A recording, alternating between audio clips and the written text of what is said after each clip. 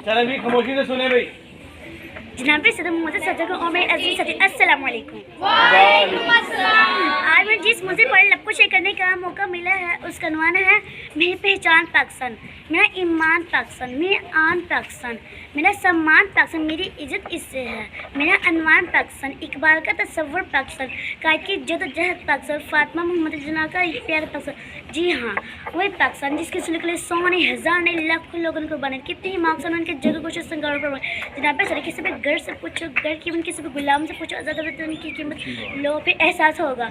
जिस पाक सरजमीन पर हम रह रहे हैं ये रब की किनात और बहुत बड़ी मेहरबानी का इनाम है। इस मिट्टी से वफा तुम भी करो हम भी करें, इस मिट्टी से वफा तुम भी करो हम भी करें, इसका जो अदा तुम भी करो हम भी करें, इसका जो अदा तुम भी करो हम भी करें। जनाब सदर मेरे हमदन साथी आए कदम से कदम मिलाकर कुरान और सुन्नत के निश को अपनाकर आसमान के बुलंदी को परवाने का और इस तक शेयर करना चाहूँगी। अस्सलाम वालेकुम।